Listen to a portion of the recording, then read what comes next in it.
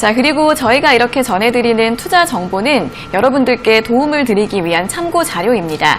투자 여부에 대한 결정은 여러분 각자의 판단으로 하셔야 한다는 점 다시 한번 알려드리겠습니다.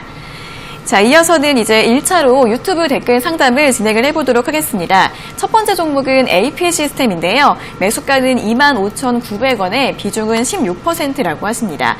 추가 매수를 언제 해야 할까요? 라고 질문 주셨습니다.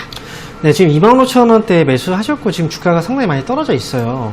근데 AP 시스템의 경우에는 사실 OLED 쪽에 대한 이슈가 아직은 없기 때문에 그래서 지금 시장에서 좀 많이 소외가 된 그런 업종 그리고 종목이라고 말씀을 드릴 수가 있는데 지금 가격적으로 봤을 때는 정말 싼 가격대가 맞아요. 그리고 앞으로 본다면 OLED에 대한 이슈는 갑자기 나오게 되거든요.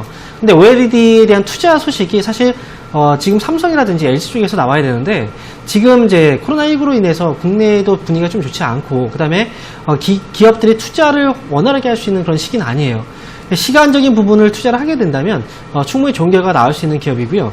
제가 볼 때 가격적으로 이제 추가 매수를 고려하고 있다면 최대한 지금 아직은 시장에서 반응이 없는 시기잖아요. 그렇기 때문에 최대한 좀 천천히 하시는 게 좋을 것 같고 추가 매수 시기는 21,000원 정도 이 아래로 떨어지거나 아니면 이 가격대 부근에 왔을 때 그때 결정하시는 게 좋을 것 같습니다.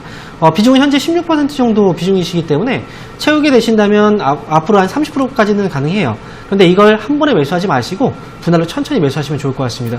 그래서 추가 매수 21,000원 정도 가격대 제시해 드리겠고요.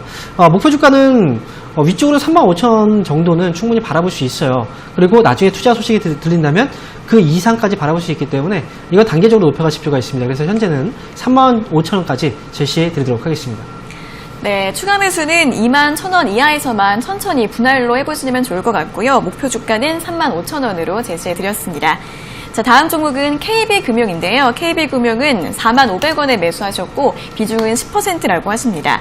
대응 방법 부탁드립니다. 라고 질문 주셨습니다. 네, KB금융을 지금 4,500원에 지금 매수하셨는데 아마도 최근에 이제 금융주들이 갑자기 올라왔던 시기가 있습니다. 은행주들. 그때 아마 매수를 하셨던 것 같아요. 근데 제가 이제 방송에서 계속 언급을 해드렸지만 은행주들의 경우에는 반등이 나와도 단발성밖에 되지 않습니다.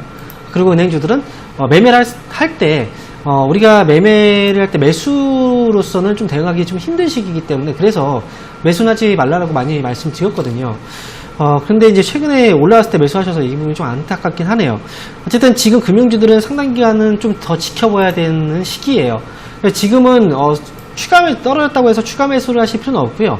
다만 매수 가격 자체가 이미 주가는 많이 떨어진 상태에서 회복이 아직 덜 된 상태이기 때문에 아무래도 매수가까지는 회복이 가능할 수 있는 그런 상황이라고 말씀을 드릴 수가 있어요. 그래서 추가 매수하지 마시고요. 매수가 오면 정리하는 걸로 그렇게 기억을 하셨다가 매수가 회복되면 그때 빠르게 정리하고 다른 종목으로 교체하자라는 의견 드리도록 하겠습니다.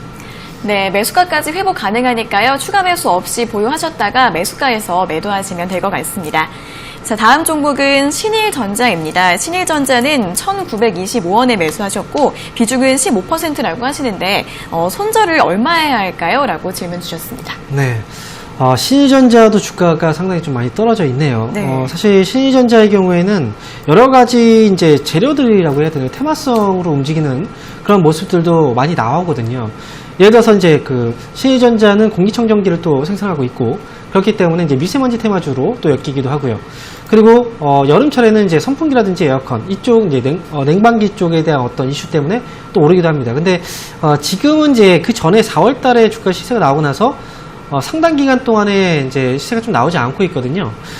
그 이유는 뭐 여러 가지 이유들이 있겠죠. 이제 소비에 대한 문제라든지. 근데 제가 볼 때 신일전자의 경우에는 만약에 이 기업을 지금 현재 1,900원대 매수하셨고 이 기업을 조금 끌고 와서 내가 수익까지 오겠다라는 어떤 생각을 좀 갖고 있다면, 즉 시간적인 여유를 두고 보겠다 이런 의지가 있다면 저는 지금 손실해서 팔 필요는 없다라고 봐요.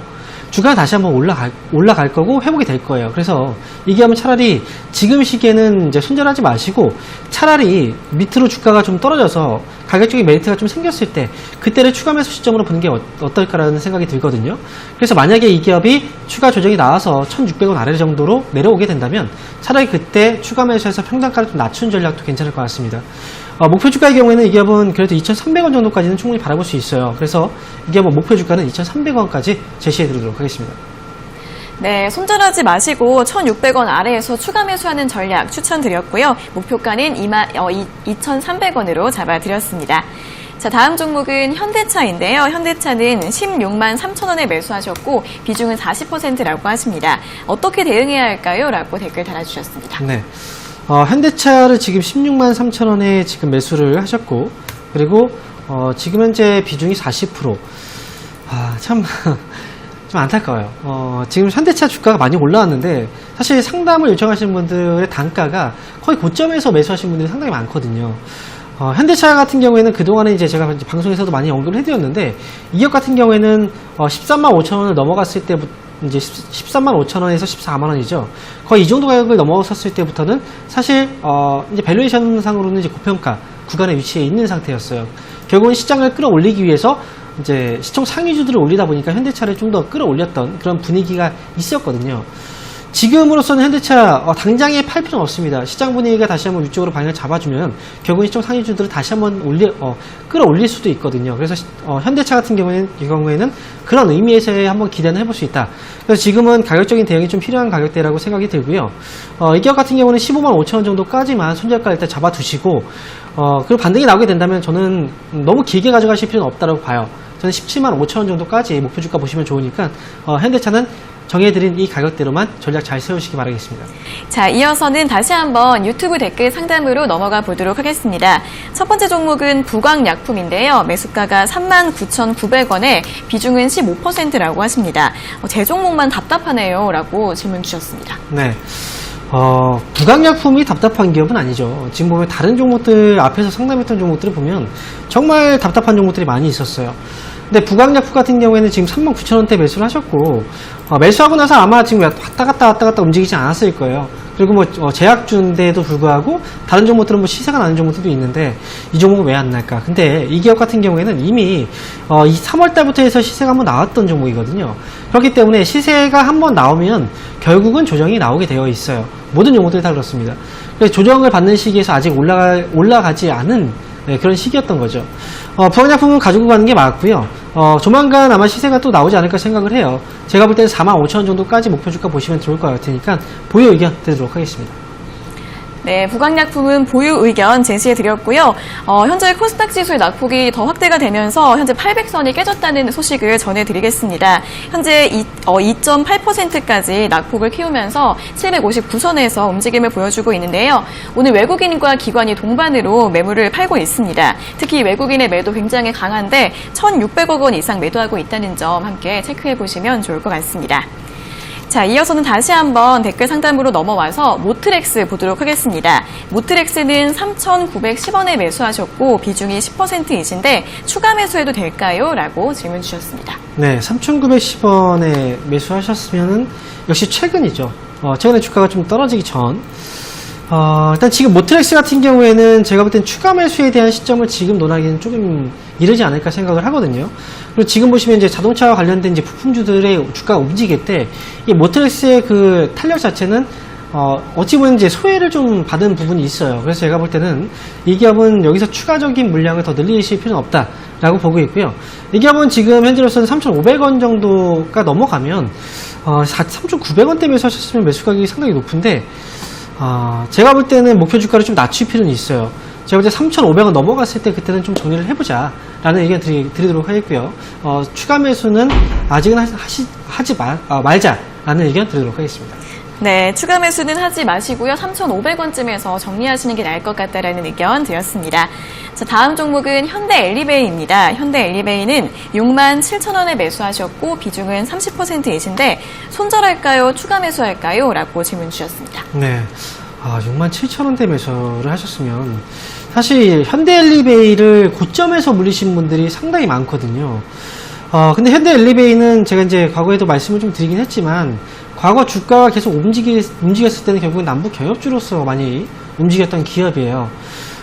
최근에 현대엘리베이 같은 경우에는 지금 이제 이슈 자체가 아직은 좀 없었죠. 그리고 무상증자 소식이 있어서 단기 한번 올라갔다가 주가가 좀 내려와 있는데 지금은 어쨌든 매수할 시기도 아니고 그 다음에 지금 정리를 할 시기도 아직은 아닌 것 같아요. 이 대북 관련주들의 경우에는 주기적으로 테마가 계속 나오거든요. 그래서 지금 당장은 정리하지 마시고요. 나중에 테마가 분명히 다시 올 텐데 그때 시세가 나왔을 때 좀 높은 가격에서 정리하는 게 맞지 않을까 생각이 들어요.